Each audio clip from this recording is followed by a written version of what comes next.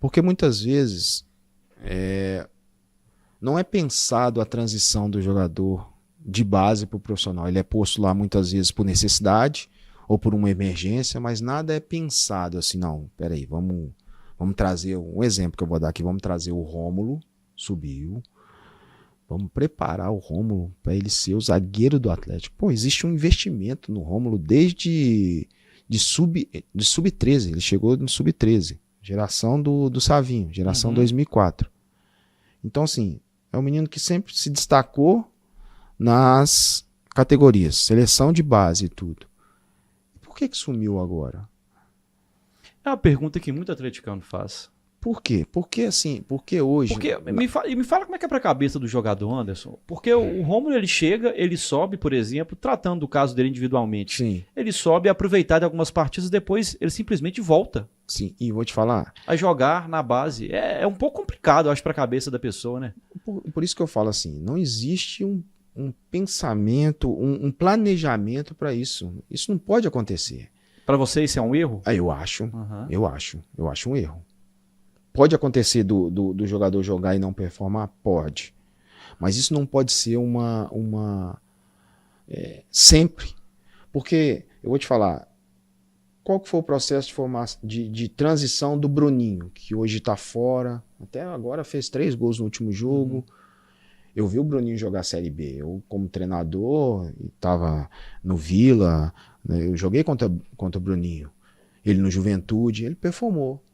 É um jogador que ainda é do Atlético. Vai fazer 25 anos agora. O Marquinho não performou? Performou, só que assim, tem pouca paciência. O Atlético tem paciência com o Allan Kardec, que ficou não sei quanto tempo aí. Nada contra, parece que é super gente boa, tem paciência com o Igor Rabelo. Você está falando de análise do futebol, do que entrega. Exatamente, quanto tempo? O Igor Rabelo tem quanto tempo de Atlético?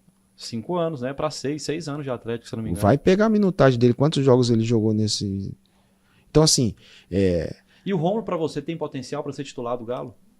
Eu não sei se ele tem potencial hoje para ser titular, porque ele está muito tempo sem jogar. Mas bem trabalhado, é um cara com potencial para... Os jogos que ele jogou, eu acho que ele tem potencial.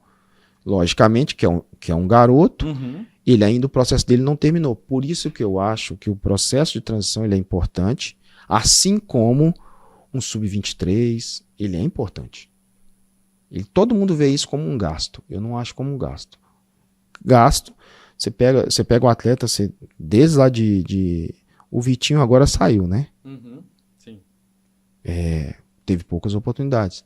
Talvez um sub-23 ali, com comissão técnica, para terminar o processo, colocar conteúdos necessários para eles poderem ascender a jogar no profissional. Eu acho que o clube assim, ele desperdiça muito. Ele tem um processo da base, e aí... Por isso que as pessoas falam assim, o Atlético não forma. O Savinho, que está hoje no City... Só sendo treinado pelo Guardiola, né? Um dos maiores clubes do mundo, né? Seleção brasileira, ele foi formado dentro do Atlético. E vou te falar, gestão de André Figueiredo, que foi muito cobrado, sempre foi muito falado. O André tem esquema, André não sei o quê. Cara, eu trabalhei ali com o André quase que 8 anos. Eu, como treinador, eu nunca vi isso. Eu fui treinador da base, do 13, do 14, do 15 e do 20. Nunca me foi imposto nenhum jogador. Você pegou o Savinho em qual categoria aí? A geração 2004 eu não peguei. Quem pegou foi o Elbert, porque eu peguei a geração 2000, 2001 e 2002. Né? Então aqui no 13, no 14 e no 15. E no 20... Aí já era a geração 98, que estava no final, que é a geração do Daniel Penha, Ralf, né?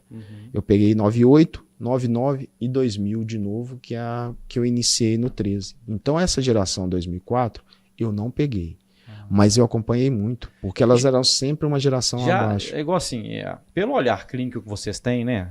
Pela experiência, não só do que viveu dentro de campo, mas também no trabalho técnico, um garoto como Savinho, desde cedo se percebe que ele tem um talento acima da média? Sim. E vocês perceberam isso muito rápido? Sim. Essa geração era uma geração talentosa. Era uma geração que tinha muito repertório técnico, sabe?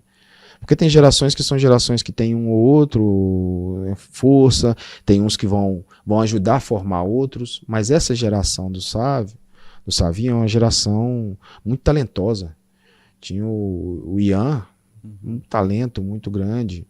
O próprio Isaac, também, tecnicamente. Tinha um Hamilton que era força, muita força. Até tinha as valências para laterais, mas era muita força e acabou tendo lesão, acho que isso atrapalhou ele. Mas tinha o Vitinho, que era muito técnico. Então, assim, era uma geração muito boa, que eu acho que foi pouco aproveitada, entendeu? Então, assim, eu acho que o Atlético ele forma. Eu acho que falta um pouquinho mais de planejamento para que esses jogadores, porque formar Reinaldo... É fácil, né? Neymar... É fácil. Entendeu? Agora, a gente tem que entender que... Nem sempre vai surgir alguém com talento genuíno. Não vai surgir. Né? A gente vai ter bons jogadores, até porque o futebol hoje mudou muito. Mudou muito. O processo de formação ele mudou demais. Eu vejo hoje as categorias iniciais preocupando muito pouco com a parte técnica. Eu vejo preocupação com sub-10, sub-11 de posicionamento, de linhas, compactação e isso. Esse é assunto que a gente trata com frequência aqui, viu, Anderson? Cara, eu recebi recentemente, não sei se você encontrou com o Valdir Todinho, nossa época lá de Atlético. Sim, nós jogamos junto. Criticou muito essa questão, sabe? De lidar muito com parte tática. Exatamente. E esquecer da parte técnica, que é a essência do futebol brasileiro. Aí você vai no jogo de sub-11, sub-12, você vê os meninos, você vê que time organizado, bloco baixo, compactação boa e tal. Aí quando a bola chega para matar, eles matam a bola aqui, domina a bola na canela. Por quê? Não tem a parte técnica diária, repetida várias vezes, né? O hábito, todo dia, dar um passe, matar a bola no peito.